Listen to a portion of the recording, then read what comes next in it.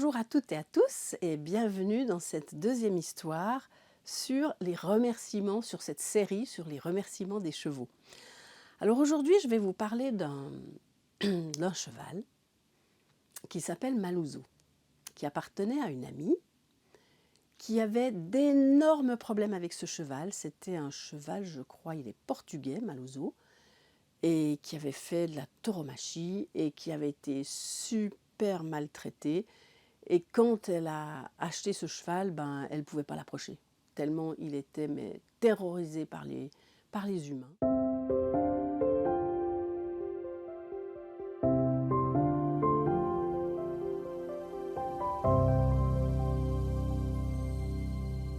Et elle a fait énormément de choses pour essayer de l'apprivoiser, de le rassurer. Il était à la maison, chez elle, dans des super conditions, avec un magnifique abri, avec des parcs, une forêt. Elle en prenait soin tous les jours. Enfin voilà, elle s'occupait de son cheval vraiment d'une façon très, très belle, avec beaucoup de patience, avec beaucoup d'empathie. En plus, elle avait fait la formation d'équipédagogie Akita, donc elle a eu aussi des outils très précieux pour pouvoir aider ce cheval à sortir de ce traumatisme et lui faire confiance. Mais malgré tout ça, au bout de 4 ans, il y avait encore des jours où elle ne pouvait même pas l'approcher. Il y avait des jours où elle ne pouvait même pas lui prendre un pied. Des fois, elle mettait 4 jours pour lui parer 4 pieds. Tellement il y avait d'anxiété, on ne pouvait pas le toucher. Il était à fleur de peau. Enfin, c'était vraiment quelque chose, j'ai rarement vu un cheval aussi... Ouais, j'ai rarement vu un cheval aussi traumatisé que ça. Puis un jour, elle me demande si je peux venir 3 jours faire un stage avec elle là-bas. Donc je me déplace dans sa propriété près de Paris. Et je rencontre effectivement exactement les mêmes difficultés avec ce cheval, c'est-à-dire une absence totale de confiance, impossible de le toucher.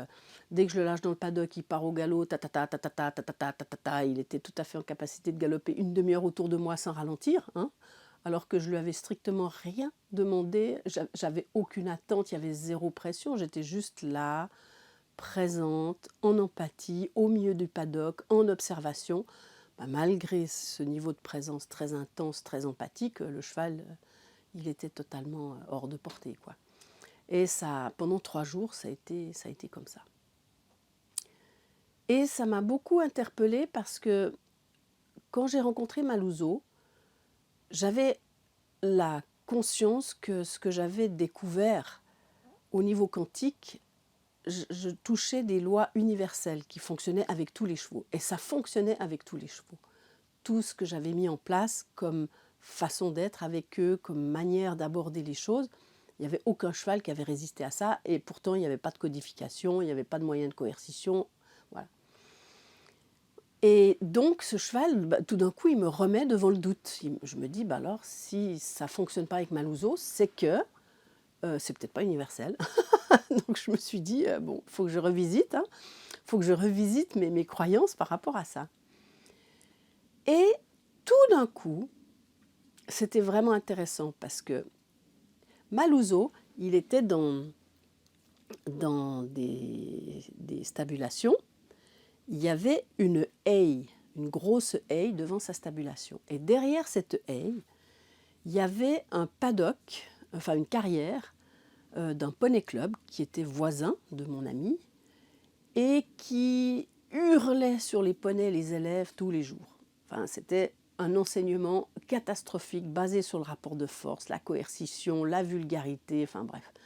C'était vraiment une catastrophe et Béa m'avait expliqué un peu tout ce qui se passait dans ce paddock, tout ce qu'elle entendait aussi, tout ce qu'elle voyait, ce à quoi elle assistait. Elle m'explique tout ça. Et tout d'un coup, je comprends pourquoi Malouzo ne peut pas faire confiance. Parce qu'en fait, il passait 1 heure par jour ou 2 heures par jour avec mon ami.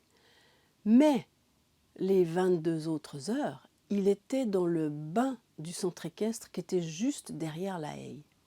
Donc il était en relation avec les coups de cravache, les hurlés des moniteurs, les cris des enfants.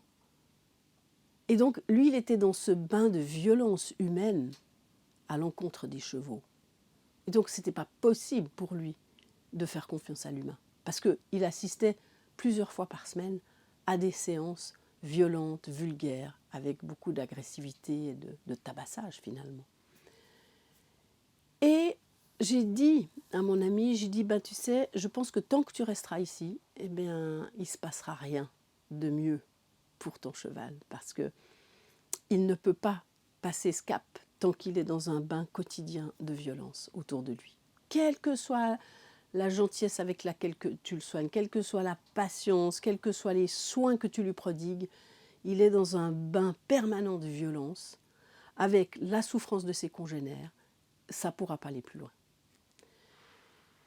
Et donc, une année après, et effectivement pendant une année, ça a continué de cette façon, c'est-à-dire de temps en temps elle pouvait l'approcher et tout d'un coup elle ne pouvait plus l'approcher. De temps en temps elle pouvait lui prendre les pieds, de temps en temps elle ne pouvait plus lui prendre les pieds. C'était vraiment très aléatoire. Mais il n'y avait pas une progression profonde où on sentait que quelque chose était réglé.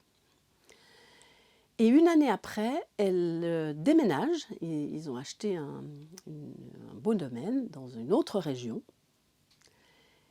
Et là, j'ai vécu quelque chose d'extraordinaire, parce que ce cheval, je l'ai vu pendant 3 jours, et pendant 3 jours, il m'a fui, comme il pouvait fuir n'importe quel inconnu. Par contre, Malouzo, il était là, quand j'ai dit à Béa que, pour moi, tant qu'elle restait dans cette maison, il n'y a rien qui changerait pour lui, et qu'un jour, il faudra qu'elle change, si elle veut, il faudra qu'elle change de maison, si elle veut que son cheval s'en sorte. Et la chose que j'ai vécue d'incroyable, c'est que lorsque mon amie elle est arrivée dans son nouveau domaine, j'étais là quand le camion est arrivé. Je voulais voir arriver ses chevaux. Malouzo, il est descendu du camion dans son pré. Il m'a vu, il est venu vers moi et il a posé sa tête sur ma poitrine, son front sur ma poitrine. Il est tout de suite venu vers moi. Il était pourtant avec mes amis. Il est descendu du camion. Il est venu directement vers moi et il a posé son front sur mon cœur. J'étais là, mais je suis presque au bord des larmes encore quand je vous en parle aujourd'hui. Parce que ce cheval, je l'avais vu 3 jours. C'était vraiment incroyable. Et je suis encore très émue d'en parler. Parce que c'est vrai que moi, dans ma carrière, depuis que je connais les chevaux et depuis que je suis groom, j'ai été groom de compétition pendant 10 ans où je n'avais pas de chevaux à moi, mais j'ai aimé tous les chevaux comme si c'était mes chevaux. Et avec tout ce que j'ai traversé avec eux, tout ce que j'ai vécu, tout ce que j'ai fait pour améliorer leurs conditions de vie, leurs conditions de travail, de toute ma carrière, j'ai l'impression qu'ils m'ont... c'est peut-être présomptueux ce que je veux dire, mais j'ai l'impression que l'âme groupe des chevaux me considère ou me voit comme leur porte-parole carrément. Et ce cheval que j'avais vu que 3 jours, et très peu vu puisqu'on n'a pas pu faire grand-chose puisqu'il était toujours dans la fuite et que j'avais absolument pas l'intention de prouver que j'allais pouvoir pas le soumettre, parce que c'est de toute façon pas notre histoire, mais j'avais rien à prouver à Béa, même si je venais donner un stage là, ou m'occuper de son cheval, c'était pas un problème. Si le cheval il restait à distance de moi pendant 3 jours, j'avais un profond respect pour ça. Donc j'ai pas été vraiment en relation avec lui, à part ce moment où j'ai expliqué à Béa qu'il s'en sortirait pas, et que j'ai reconnu, je l'ai vu dans sa souffrance, et j'ai reconnu sa souffrance, vous voyez. Et c'est comme si finalement des êtres humains comme moi, parce qu'on est beaucoup sur Terre quand même, hein, je ne suis pas la seule, on devient un peu cheval. Et autant les chevaux ne sont plus tout à fait des chevaux, ils deviennent aussi un peu humains, mais nous on devient un peu cheval, c'est-à-dire c'est comme si ce que vivaient les chevaux, c'est comme si nous le vivions. Donc on a une empathie d'une profondeur vis-à-vis d'eux qui fait qu'on trouve les solutions, qui fait qu'on arrive à lire ce qui se passe, totalement en dehors des apparences, des comportements. Donc voilà, c'est la fin de cette petite histoire où j'ai pu vraiment de nouveau dire les chevaux, ils nous remercient. Et pourquoi ça me tient à cœur de faire cette petite série sur le remerciement des chevaux? Parce que bien que beaucoup de choses bougent, mais je vois encore beaucoup trop de gens, de cavaliers ou de propriétaires de chevaux, qui sont en relation avec leur cheval depuis les savoir-faire, quoi, depuis les activités qu'ils font. Et je vois souvent, quand je vois les propriétaires travailler leurs chevaux, il n'y a pas de lien, il n'y a pas d'amour, il n'y a pas de vraie confiance, il n'y a pas de réelle communication. Il y a un cavalier qui veut faire quelque chose à un cheval, alors il utilise une technique ou il utilise un enseignement pour faire quelque chose à ce cheval. Mais qu'est-ce que le cheval vit dans sa réalité à travers tout ça? Et qu'est-ce que le propriétaire entend ou voit de ce que le cheval vit à travers tout ça? Lui, il voit les résultats de son activité ou de son... Il voit les résultats de ce qu'il fait avec le cheval, mais il est à 40 000 lieues de savoir qu'est-ce que le cheval vit profondément. Et il y a encore trop de propriétaires qui sont là-dedans. Et ce n'est pas du tout un jugement vis-à-vis de ces propriétaires, c'est juste que personne n'enseigne ça. Personne, dans aucun enseignement, ou très peu de monde, je ne veux pas dire personne, parce que ce n'est pas vrai, il y a certainement plein de gens qui enseignent ça. Mais dans les enseignements qu'on voit encore trop traditionnels, dans trop de centres équestres, ce n'est pas ça qu'on aborde. C'est pas ça qu'on enseigne aux gens, à lire leurs chevaux, à être en rapport avec eux. Donc voilà, je me dis que ces petites vidéos sur le remerciement des chevaux, ça peut peut-être ouvrir le cœur de certains propriétaires qui ne savent même pas que ça existe, ça.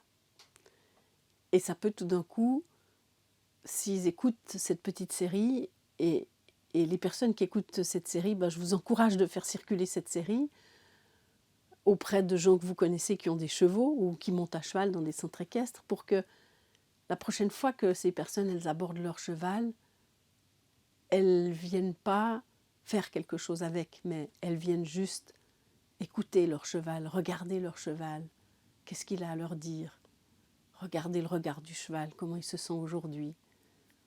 Voilà, et là, voilà, plus ces petites vidéos, elles vont circuler, et plus ça va permettre à des gens de dire « Ah ouais, mais j'aurais jamais pensé !» Ça va désamorcer quelque chose, et ça peut faire naître une relation tellement plus nourrissante pour le cœur de l'humain, pour le cœur des chevaux, pour l'âme humaine, pour l'âme cheval. Donc voilà, n'hésitez pas à partager ces petites vidéos, vraiment, ça me ferait très plaisir que ces petites vidéos fassent le tour du monde, pour tous les cavaliers de bonne volonté qui ignorent ces choses-là.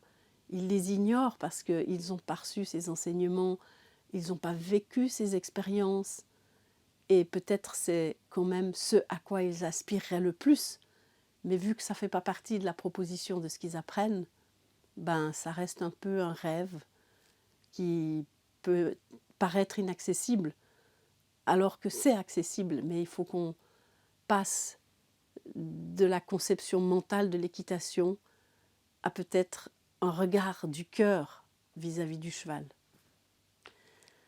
Voilà, donc merci de mettre des petits pouces, appuyer sur la cloche, vous abonner, faire abonner des amis, pour que voilà, la conscience s'élève dans le monde des chevaux, par cette petite porte d'entrée dans l'univers des chevaux d'Akita, du chemin d'Akita.